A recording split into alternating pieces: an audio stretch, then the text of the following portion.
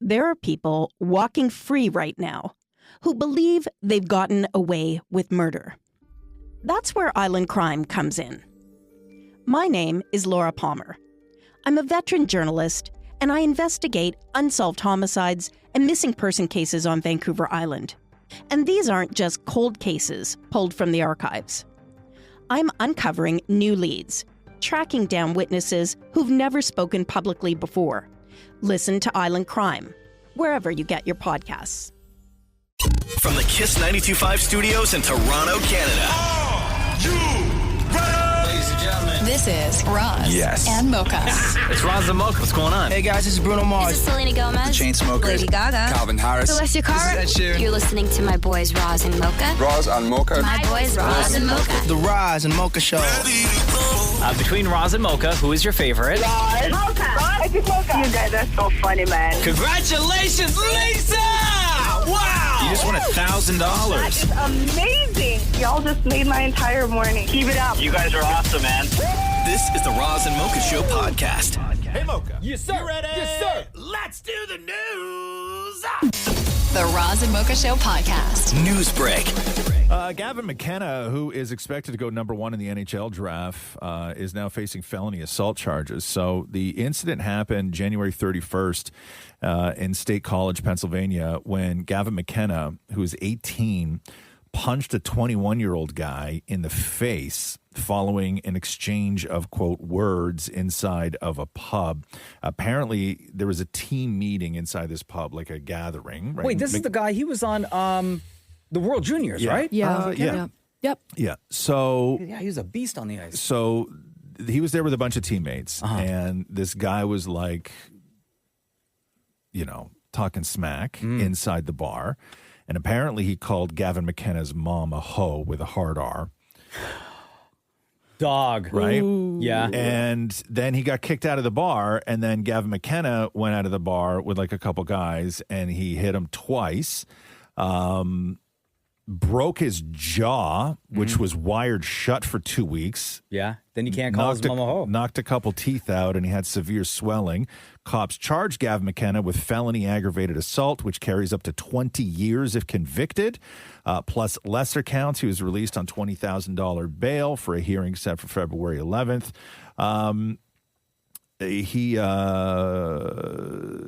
Their best sort of, and I don't know whether I agree with this. I agreed with it at the time, but like somebody had said, listen, if you were his other teammates in there, right, and you're not getting drafted, those guys at this age know who's getting drafted, who's not getting drafted. But if your teammate is Gavin McKenna and some guy walks up to Gavin McKenna and says that about his mom, that guy should never even gotten close to Gavin McKenna. No. His teammates who have no NHL aspirations should have taken care of it. 100%. Absolutely. Right? 100%. Right? If I'm at that table, I'd be like, Gav? Yeah.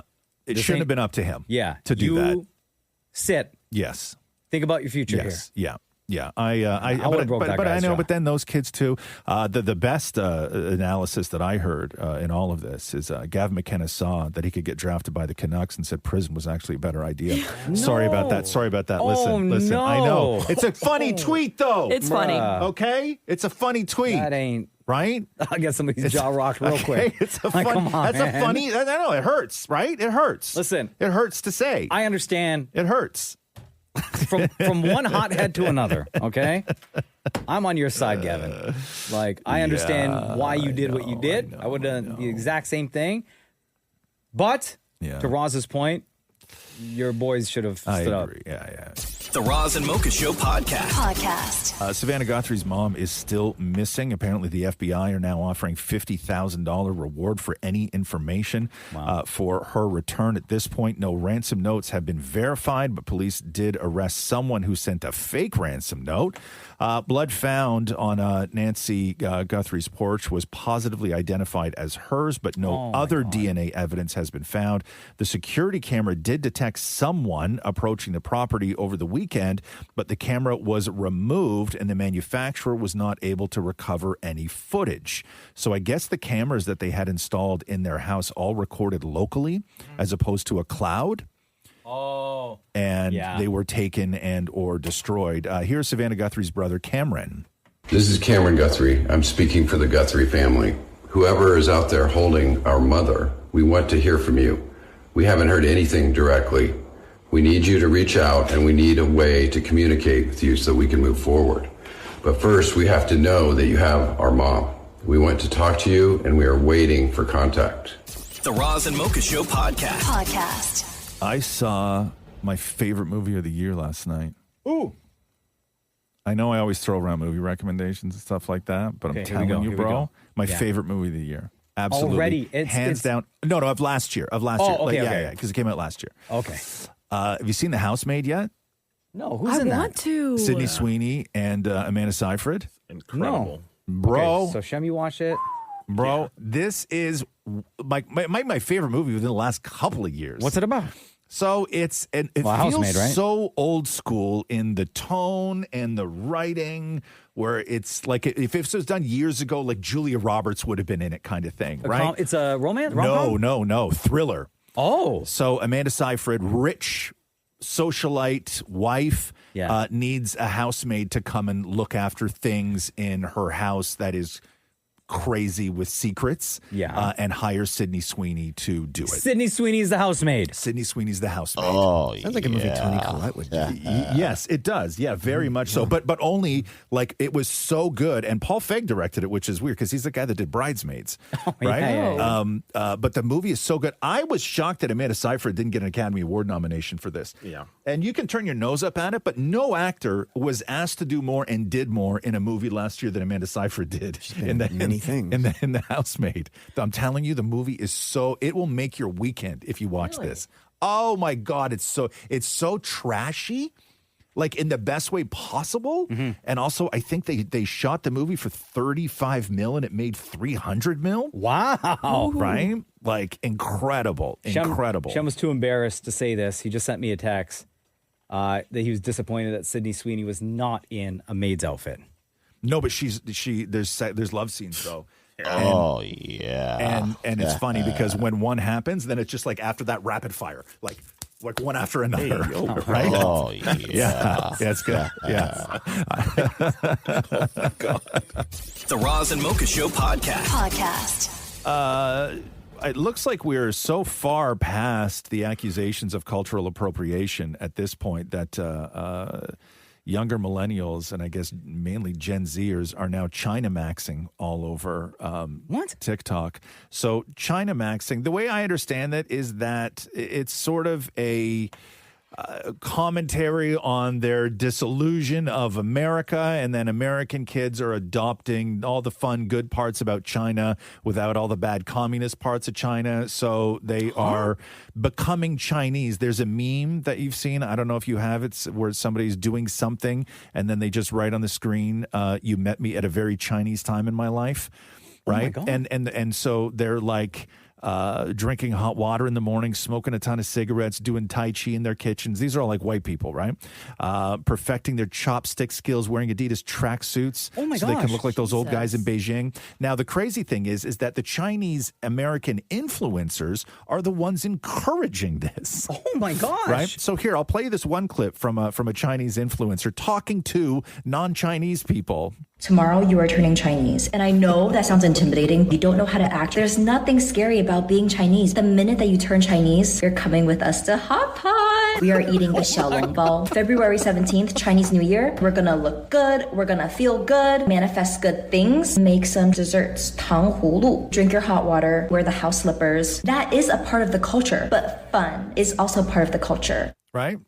Now, I want to play this white guy. There's a white guy, super white guy in overalls we've caught him at a very Chinese time in his life. I'm becoming Chinese. I feel it all now. When every day I'm in tune with the Tao. I'm becoming Chinese. Oh my God. So embarrassing. I'm Chinese as I'm eating a cookie that brings me good luck. I'm Chinese. Bro. Yes, I am. Yeah, but it's crazy because it's very much being embraced by all the actual Chinese influencers out there. No, stop, people. That's like...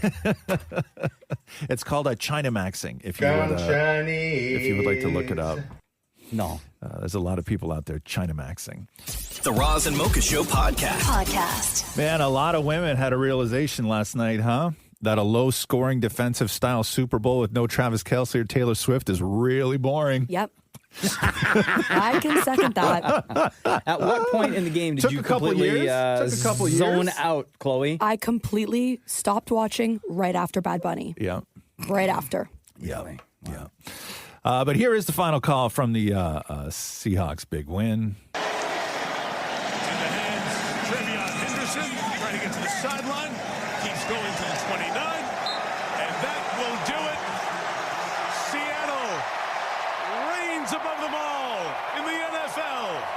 The Seahawks, Super Bowl champions for the second time. 29-13 is what the final score was. Sam Darnold for the Seattle Seahawks on what it means to him. It's unbelievable. Everything that's happened in my career, but to do it with this team, I wouldn't want it any other way. All my teammates, all my coaches I've ever had, always believing in me. I've always believed in myself because of my family and my friends. So it's as simple as that. As long as you believe in yourself, anything's possible. The Roz and Mocha Show podcast. I watched so much Olympics over the weekend. Like so much Olympics over the weekend. I was setting my alarm for 4:30. Oh, yeah? Yeah. What? Yeah. Wow, I was setting my alarm for 4:30, getting up, watching all the live stuff. Yeah. Until I think I wrapped up Saturday and Sunday. I think I wrapped up watching it around 2. Good for you. So I went like 4:30 and then Rox got up and watched it with me.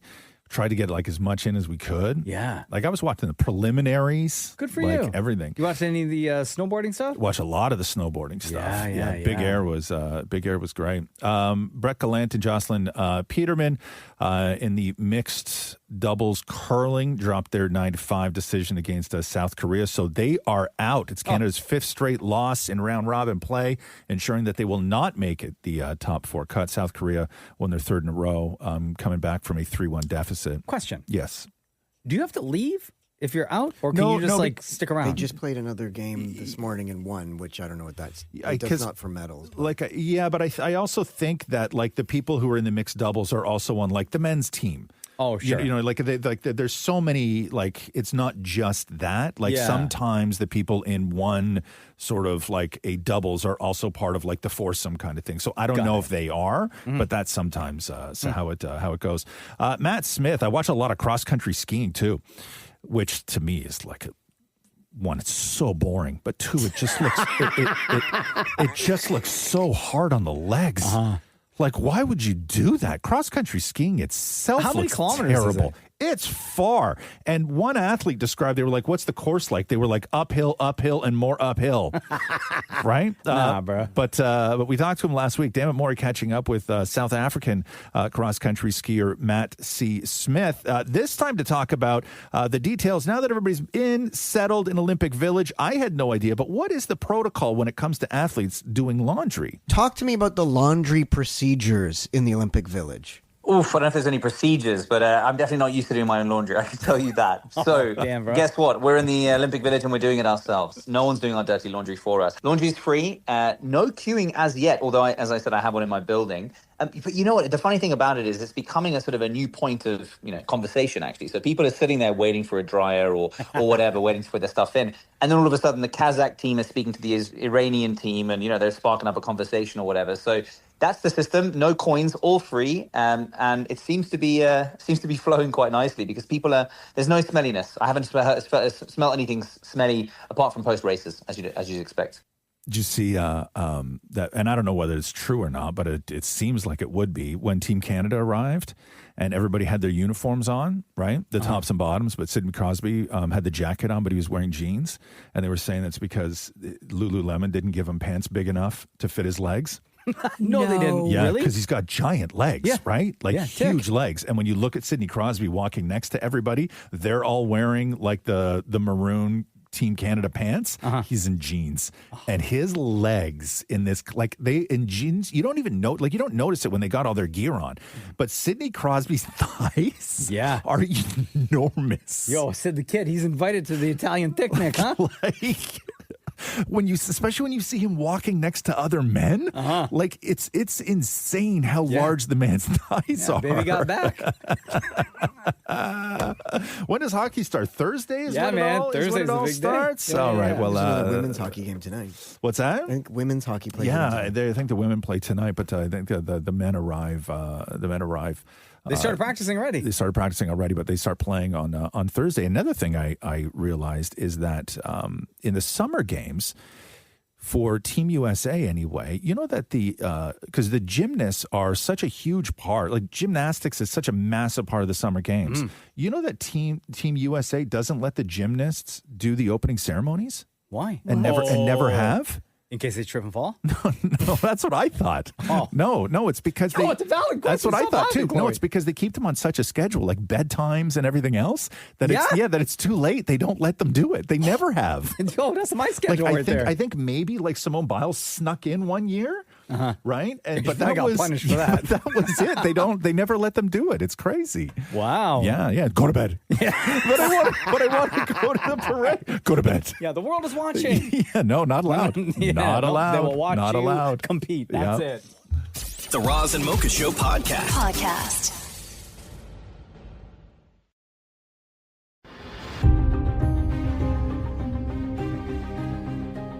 He was sitting in the driver's seat, and we know that he was shot from outside of his vehicle. I'm Phil Martino. And I'm Madison Fitzpatrick. We're back for another season of Tracking a Killer, The Cold Case Files. We are turning up the heat on 8 unsolved homicides, including the decades-old Margaret McWilliams case out of Toronto. That was normal that she would go out either bicycling, she'd go walking, she'd go jogging. The cause of death was ligature strangulation. And we're taking a closer look at the 1990 disappearance of University of Toronto student Elizabeth Bain. Her boyfriend was wrongfully convicted of her murder. Now, a class at the University of Guelph-Humber is examining police files on the case. As far as I'm concerned, the more eyes, the better. Listen to Tracking a Killer, The Cold Case Files on the Seeker app or wherever you get your podcasts. Canada just won another bronze. Hey! Big up. Megan Oldman. Bronze for women's freestyle, free ski slope style event. 24 years old from Parry Sound, Ontario. Love it. Love that. The Roz and Mocha Show podcast. Controversial Super Bowl ads last night. I want to start with the Serena Williams ad. I'm not sure you saw this. I did not. A lot of people really, really upset with this. Serena Williams, who is one of the greatest athletes of all time. Anybody who has ever said anything in the past about her body or how thick she was, we're quick to find out from people that is actually like what peak performance body looks like on a woman, and she is a machine. And here she is in her retirement pitching a weight loss drug, and in the commercial she actually injects herself with it. I'm on Row, 34 pounds down on GLP-1s. Healthier on Row. No. Supported on Row. FDA approved GLP-1 options. Now, even in a pill. Weight loss expertise I trust. I'm moving better on Row. I'm feeling better on Row. I'm Serena Williams. This is me on Row. Wow. Right? Like, that's for people that have problems. Yeah. Right? Yeah. It's not for, you know, a world-class athlete who very regularly, like, she knows enough about exercise and diet and her body that she could have done this without that, but she's in the commercial, like literally sticking the thing in her arm. And people are like, come on, man. Like, yeah, it's you know, I'm actually surprised. There's a lot of kids that look up to you. The other controversial commercial was from Ring Camera, and this is them introducing their sort of neighborhood watch collective help you find a lost dog.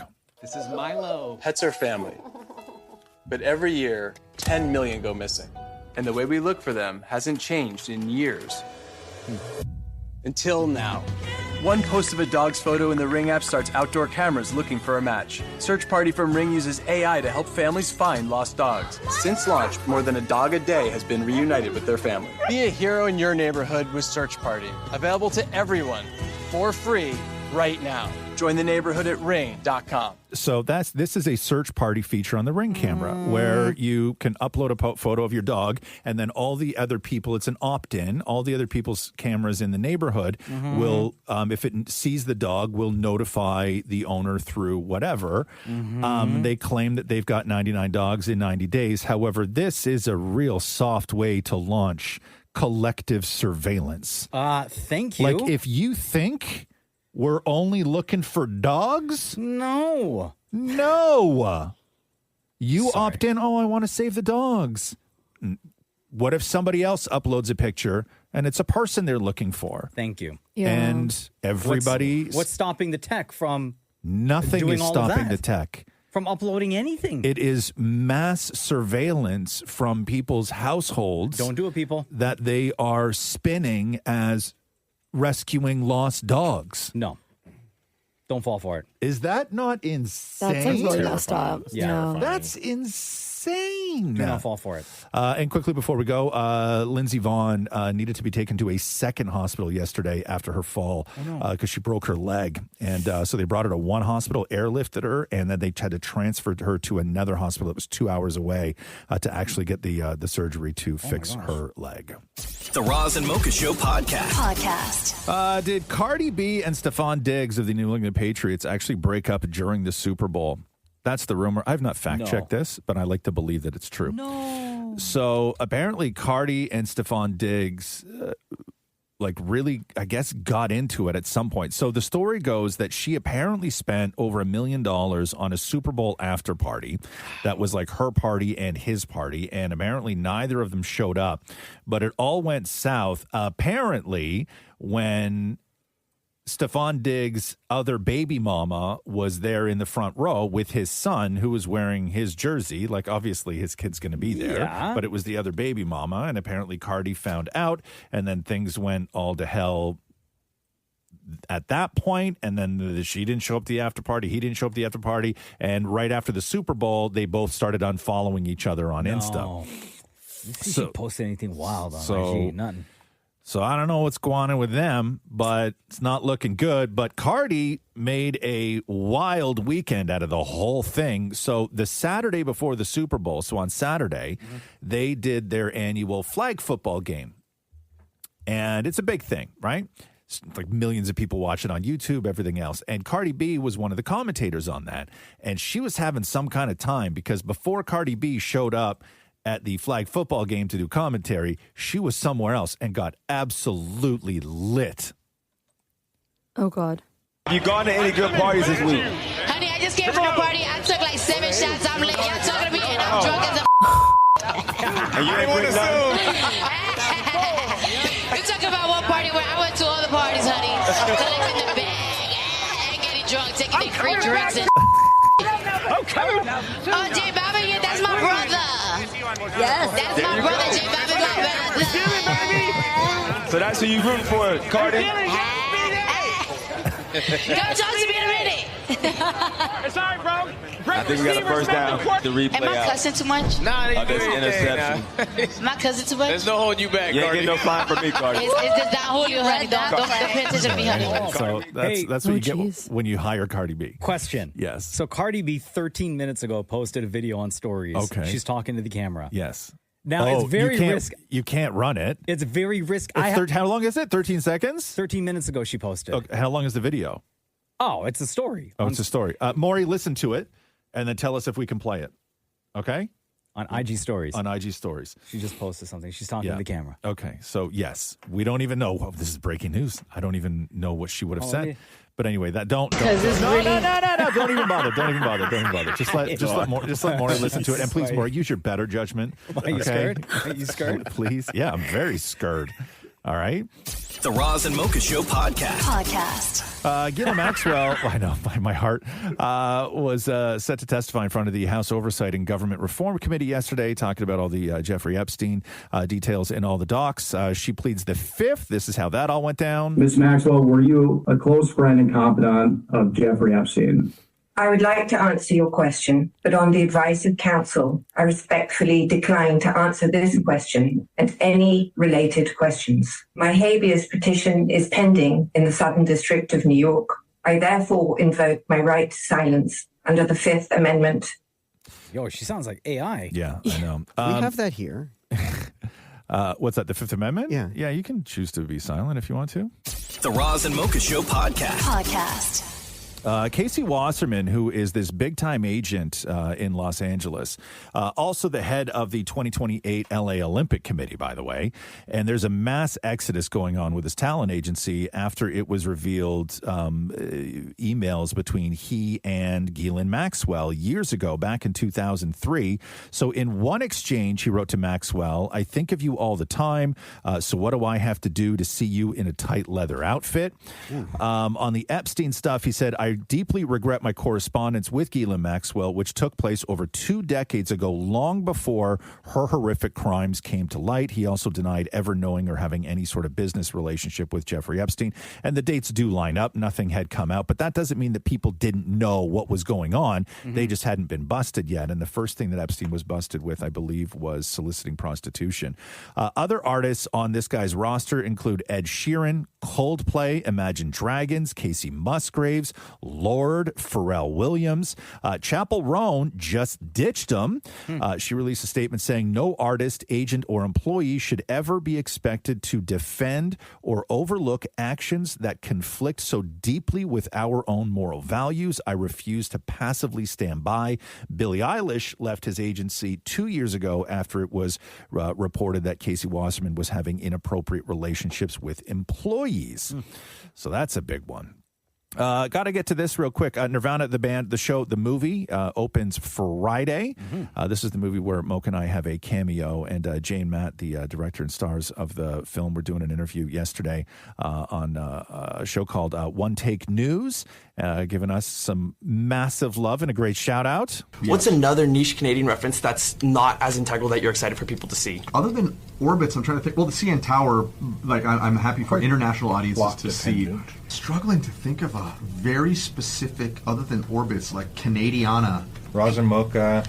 Yeah, again, Roz and Mocha are inherently important to the plot, and we were really excited about having Roz and Mocha be there for Jay's midpoint. Yes, the moment where everything goes wrong for this guy. You hear that, Hollywood? Right? I am very important to the plot. Hey, Mocha, I just did a story about an agent that may have some holes in his roster.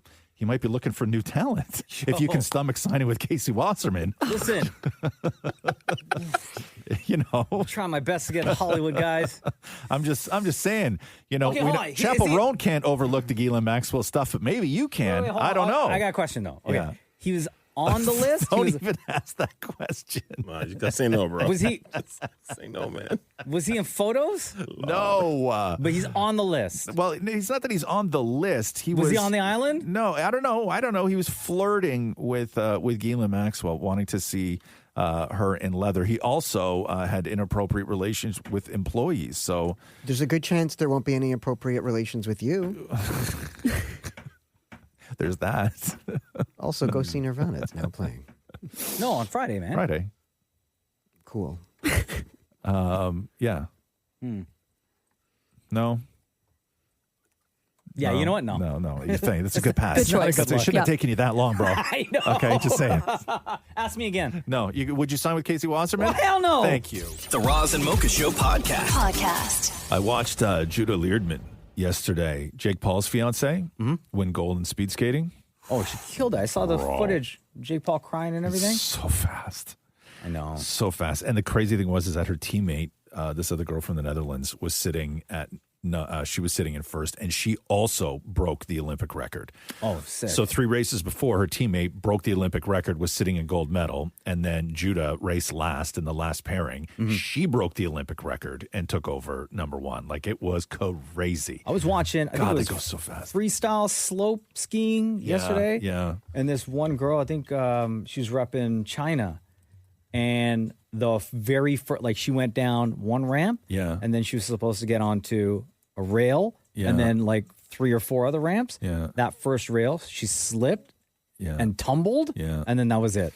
Yeah, that's crazy. That was it for her. Shout out to the figure skaters yesterday. Canada's Piper crushed it. There we go. Yeah. Love it. And what's the guy, the American guy, the quad god? Quad god. Who does the backflip? That I guess you don't get points for a backflip. No, unfortunately. Yeah, he That's a did great one name, though. the quad He god. looks like Chad Michaels. Ilya Malin? I think Chad so. Michael Murray? No, Chad. No, there was a guy from Blades of Glory. Chad Michaels? Yeah, wasn't that I his never watched name? that. You never Is that saw with- Blades of Glory? Is that with Will Ferrell? Yes. No, I never watched it. Oh my God, you've never seen? Really? No, Oh never. my God, no. Because what's the other guy's name? There's Chad Michaels, and then I believe that was Will Ferrell. But who did Napoleon Dynamite play? What was his character? Because that's who he looks like. Anyway, big game today, 2:10 p.m. Eastern Time, 11:10 West Coast. Team Canada versus Team USA women's hockey. Be watching Sportsnet all day, buddy. There you go. I got to play this hot mic moment from the commentator on the men's big air snowboarding. So the day before they did the qualifying runs, which were amazing, and then this was right after the medal round. And coverage of the men's big air medal ceremony will continue on Peacock.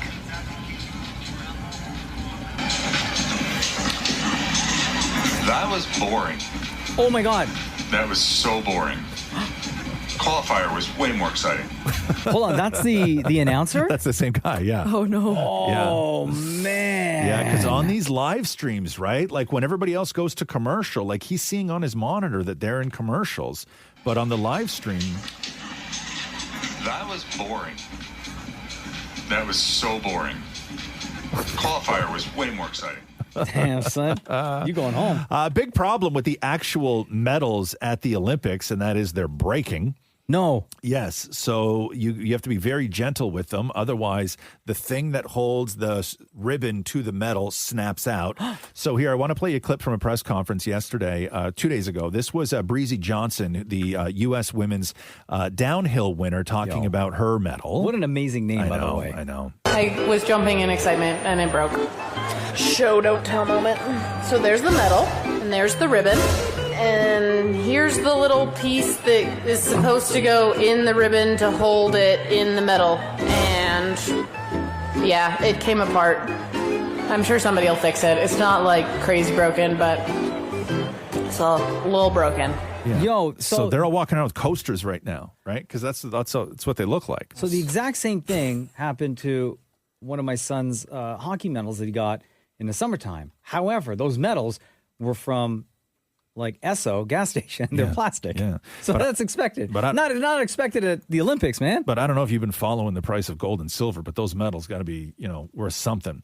Here is Breezy Johnson, a follow-up to her broken medal. I was jumping up and down in excitement, and the bar that connects the ribbon to the medal ripped out, and then I had a ribbon and a bar and a chunk of metal and no longer had a medal. But luckily they issued me a replacement pretty quickly. I still have to go get it engraved, so mine is not engraved yet, but I did get a nice cardboard box to go with it now, so that'll be helpful for travel. How many replacements do you think they got to keep on hand at the Olympics? I think a lot, because I think a lot of people are going to break them. To keep the one you broke, so now you have two? No, I think you have to hand it back in. Yeah. They'll melt that joint. Yeah. Oh, yeah. Believe me, Jake Paul's already made it into a watch. Yeah. Guaranteed. Before he leaves, he's going to be wearing Breezy's medal. The Roz and Mocha Show Podcast. I got to play this clip of Nick Novak. He is a Czech freestyle aerial skier. He's what, Maury? Sorry, he's going viral because he's gorgeous and he does backflips into his Olympic uniform. The story, of course, was that the ski jumpers were injecting their genitals with a substance that swelled them up. So when they were measured for their suits, they could get a little extra fabric down in the crotch area, which would help them get flight. They would go longer with it. And nobody's actually been busted for this. I don't know where the story came from, but it went global. And here is a freestyle aerial skier, Nick Novak. First, I want to make one thing very clear. I have not gotten any injections to that area of my body for any sort of reason, okay? I've gotten hundreds of DMs, okay? Hundreds of comments, links to articles asking me if I have gotten injections to, you know, make me better at ski jumping. I'll make one thing clear. I do jumps on skis, okay? But I do flips, okay? I don't ski jump. I don't go the distance. Oh, okay. I have heard that potentially some ski jumpers are getting acid injected into certain areas of their body to make their suits a little bit bigger in certain areas. So the suit acts as a sail and allows them to fly potentially a little bit further. And I just want to make one thing clear. I don't know if that's happening. I don't know if that's true. But one thing I can tell you is that it's not happening to me. Wow. Which is the brand that you use, Champ?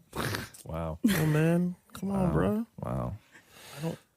I don't even answer that. You don't. Like, Just can't. don't. Yeah. Just don't. Does it look like in his videos more that he's injecting or no? No, it does not. It does I mean, not, that's no eh? offense to him. No. Well. Him is There's him, some not me. offense Right? The Roz and Mocha Show Podcast. The couple who got married during the Bad Bunny Super Bowl halftime show, we all found out afterwards that was a real couple.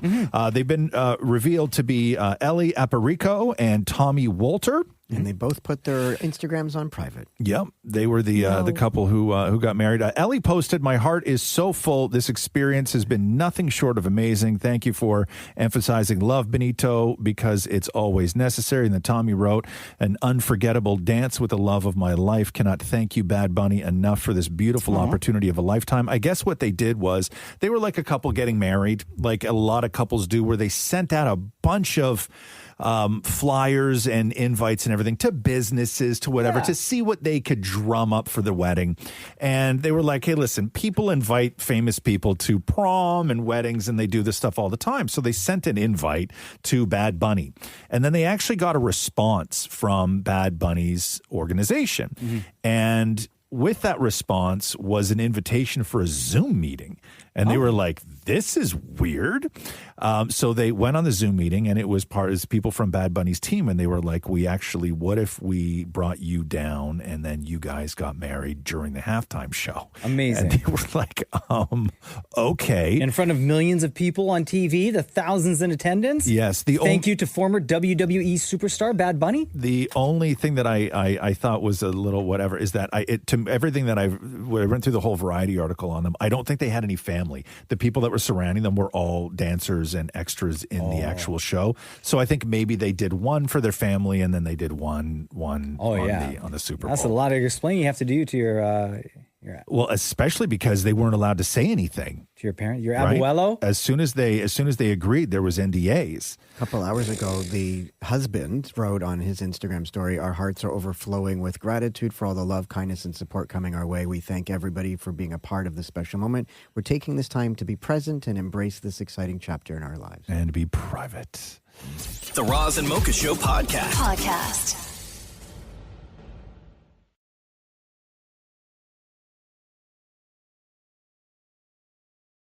The There I Ruined It guy, he's on YouTube. He remixes all the songs. He creates all the viral sort of, having Frank Sinatra sing a Snoop Dogg song, like all of that stuff.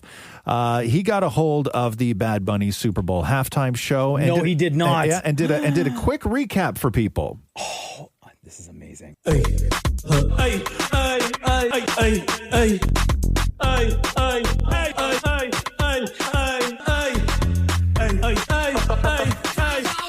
Just for a while. Okay.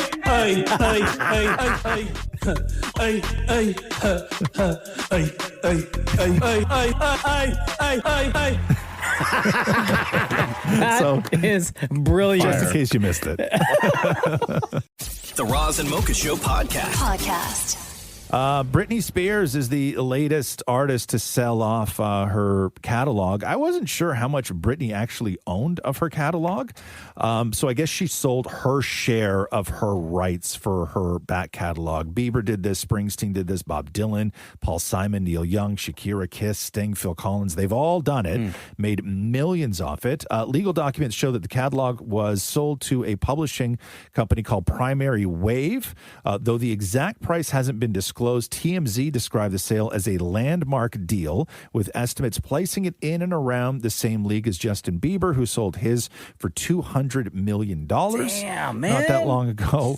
The records reveal that Britney signed off on the agreement December 30th, and an insider said that she is very happy with the deal and is celebrating it by spending time with her kids. So, Yo, how can we get in on this action, guys? Like, what can we sell? What do you own? Like, how about this? Can we sell the rights to all the Shem songs No. that he's done for the show? And then we hold on, wait. And then, like, who would? Okay, if somebody, let's just say somebody did want to buy that, Yeah, right? yeah. I think the bigger insult it would be if we sold it for like $400. Damn, right? man. That's high. Yeah. I didn't wear that much, or bro. something, right? Like a Uber Eats gift card. What? Right? Large meat lovers pizza. How much time went into those? The Roz and Mocha Show Podcast. Sturla Holm Liegrid, who is the Olympic Norwegian biathlon star who became the biggest story of the Olympics yesterday. So this is a guy, biathlon, it's the skiing and then you shoot, right? It's the ski, lay down, fire your rifle, ski some more, fire your rifle. So what we do in the streets in the wintertime. He won a bronze for his performance. But after his event, he was doing an interview right there, like in the snow, with a reporter. And here's a little bit of it in Norwegian, and then I will translate what he says. So, Gratulerer så mye med OL-bronse. Right, so- Hvordan har du det? So as the interview starts, you can tell he's got something on his mind. So he talks a little tiny bit about his performance and his bronze medal, but then he immediately pivots and says, there's something I want to share. This is on television. He says, there's something I want to share with someone who may not be watching today. He goes, half a year ago, I met the love of my life, the world's most beautiful and nicest person. 3 months ago, I made the mistake of my life and cheated on her. Oh! And I told her about it a week ago. Oh, right before you left for Italy? This has been the worst week of my life. He goes on to say, I had the gold medal in life, and I am sure that there are many people who will see things differently, but I only have eyes for her. Sport has come second these last few days. Yes, I wish I could share this with her. And then in a press conference, that's why you got bronze, son. After this came out, he gave a follow-up in English. Yeah, I haven't got any reactions from the girl that I mentioned. And yeah, I'm happy because then maybe she hasn't seen it. Maybe she will see it at the right time. I hope I don't make anything worse for her. You probably did, homie. But maybe it can help. I don't know. I hope there's a happy ending in the end. So we will see what time will do. So she has talked. Oh, she did? She did an interview. Oh. And she says this, talking about her ex and his infidelity. She said, it was hard to forgive even after a declaration of love in front of the whole world. Oh, not looking too bad. She goes on to say, I did not choose to be put in this position, and it hurts to have to be in it. We have had contact, and he is aware of my opinion on this. She wanted to remain anonymous, by the way. She says, I am grateful to my family and friends who have embraced me and supported me during this time. Also, to everyone else who has thought of me and sympathized without knowing who I am. So there is no baby comeback. By the way, this Norwegian biathlete was the same guy who was banned from the 2023 Biathlon World Cup for accidentally firing his rifle off in his hotel room. Lord have mercy. You can't catch a break. How'd you qualify this time around? Man's going through things. And apparently he was very apologetic and emotional during that time too. Cry, cry, cry. Men. Yep. Thanks, Chloe. Just saying. The Roz and Mocha Show podcast. Where are we here? Oh, Russell Wilson. I've got to play this clip off. Is it Kiera or Sierra? How do you say it? Sierra? Thank you for that. They were doing Hot Ones Versus, which is the spinoff of Hot Ones. So they bring like people on and you got to answer questions truthfully, I guess. And if you opt to not answer a question, you got to eat a hot wing. Mm-hmm. I don't know. Anyway, so this is them asking Russell Wilson, which ring means more, his Super Bowl ring or his wedding ring? Bro, you gotta say wedding ring. Come on, man. Ooh. Which ring is more important to you? Dang. Your Super Bowl ring or your wedding ring?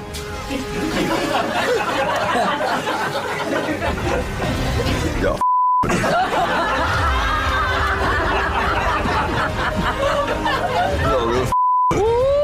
Son, out the gate, you gotta say wedding ring. So he did win the Super Bowl ring before he got the wedding ring, though, right? Still. Bro, that's a layup, man. Come on. They gave you the pass. You missed. It's right there. You think that's a layup? Yeah. So hard. You think so? What? Yes. Yeah. Out the gate, wedding ring. Yeah. And even after that reaction, he can't come back at the end and then say, "Oh, of course, wedding ring." Yeah, like no. right? No. If it's not the first, if it's Like- not the yeah, okay. Listen, I got listen you. again, I got right? you. Which ring is more important to you? Dang. Dang. Your Super Bowl ring or your wedding ring? Oh, babe, wedding ring. Yeah. That's how quick it should have been. Yeah, you should just not even let her finish. Yeah. Your Super Bowl ring or your baby, the wedding ring, That's the only one that matters. right? He took way too long, Yeah. and then he started He laughing did- I don't like it even was think, a I don't joke. even think he answered. He didn't say nothing. No. He swore twice. Yeah, he said you guys are effed up for this. The Roz and Mocha Show podcast. Oh my God! Yesterday, another heartbreaker. James Van Der Beek died. Oh my God. Did you watch Dawson's Creek? Nah. You didn't, eh? No, but I know like the cultural impact. I was that even show a little had. too old at the time to watch Dawson's Creek, and my brother and I watched it every single week. Oh, man. yeah? Yeah, that was our show. It was wild. It was really, I don't know, man. It was 1998 to 2003, and I don't know what to say about James Van Der Beek. That's too young. He's got 6 kids. Yeah, he's a beautiful human being. Yeah. And it was, what kind of cancer was it? I think, was it colorectal cancer? Is that what he had? But the outpouring of tributes that have come in for Dawson's Creek, because that show just meant so much to so many people. Michelle Williams on that show was so good on that show. And it was really great. I don't know. It's just, that was a sad day yesterday, man. The Roz and Mocha Show podcast. Zayn Malik was on the Call Her Daddy podcast talking about whether or not he's ever been in love. And then his ex, who he shares a kid with, Gigi Hadid, comes up. Listen to this. You said in an interview that you don't know if you've ever truly been in love. Do you still stand by that? Yeah. Yeah. Because like my understanding of love is always developing, you know? At that moment in time, I might have thought it was love, but as I've got older, I realized maybe it wasn't. Maybe it was lust. Maybe it was this. Maybe it was that. But I don't feel like it was love. And to be fair, like, just to say this on record, I will always love G because she is the reason my child is on this earth. And I have the utmost respect for her. I will always love her, but I don't know if I was ever in love with her. Yeah. I mean, I can imagine there's so much pressure. I agree, and even you having to clarify, like, everyone's always probably like, what do you and that's think? what, because before even when I said it, I think people took it a type of way. Yeah. So I'm just like, yo, I have so much respect for this woman and I do love her a crazy amount, but I don't think I was in love with her at that point. Otherwise, I would have been a better version of myself. Yeah. It's like that. And you feel how you feel and you want to be honest, and I get that. You pour your heart out, right? But that's also the mother of your kid who is going to grow up, and she knows her parents are not together, all this stuff, right? But like, maybe just lie. But he's speaking like every ex. No, I know, but like I get. I it. think this is a different to situation. Just say that it's because it's not difficult to say like, yeah, we were in love for sure, and now we're not. A bajillion people have gone through this before, 100%. but to say I never loved your mother and twice on a podcast episode that is going to exist for eternity. Ooh. The Roz and Mocha Show podcast. NBA All-Star Game is when? Sunday. Yep. All-Star Saturday night. I can't wait. I want to play this clip for you and Shem Mocha, who are probably the two big basketball fans on the show. This is a clip I found from NBA host, podcaster, and personality, a guy named Nick Wright. And he's doing his podcast. And the question comes up. So NBA Central posted this. And the question came up of how do you improve on the NBA All-Star Game? Because much like the NHL All-Star Game, it's kind of boring, and that's when they did the Four Nations, which was incredible. But the NBA has struggled for years, right? The actual product that they put on the court for the All-Star Game is a terrible product for the actual game. The NBA All-Star Game is really only the slam dunk competition. That's all anybody really has ever On cared the Saturday about. night? On the Saturday night. And then the 3-point. Yes. As well. So but the actual game itself on Sunday. So Nick Wright has an idea on how to fix the NBA All-Star Game. How would you fix the game on Sunday? Well, is it fixable? Because I don't think it is. It's fixable in 4 years if your guy Con Knippel continues on this trajectory. And we just have to say, you know what? PC headlines be damned. I know where you're going. White guys versus black guys. Luka, Joker, Flag, Reeves, Knippel against Wimby, whomever. And I'm telling you right now, guys would play hard. Like that, there would be a real edge to the game. Oh my God. I'll be the first to say that won't work, guys. No. Now, he's not wrong. I think guys would play harder. Yes, they but would. That is just not a good idea, man, for so many reasons. Especially saying this during Black History Month. There was another guy I was watching, a guy named Omar Raja from ESPN, and he had a take on how to completely overhaul basketball, change the game, but really, I listened to him, and I was like, this makes sense because it would make for a much more exciting game with no time wasted. And his philosophy is, if you want to improve basketball, have the winning team win by becoming the first team to score 100. First team to 100 wins in any game. But with the All-Star game... No, not the All-Star game. Not the All-Star game. In any game. Regular season NBA basketball. First team to 100 wins. It changes everything. That could be a long game, though, man. No, it would be a short game, I think. Oh, they'd be quicker to rush the court. But the defense, you'd get rid of all that nonsense at the end of killing time, right? You'd have guys, literally, you would be going for it on every single run. It would be great if it had to be like exactly 100. Yeah, sure. You know what I mean? What if you go over? If you go over, you lose. You go right back. Yeah. You start at 0. Yeah. Thanks for listening to the Roz and Mocha Show podcast. Catch the guys live Weekday mornings from 6 to 10 on Kiss 92.5. Kiss925.com. Or download the Kiss 92.5 app.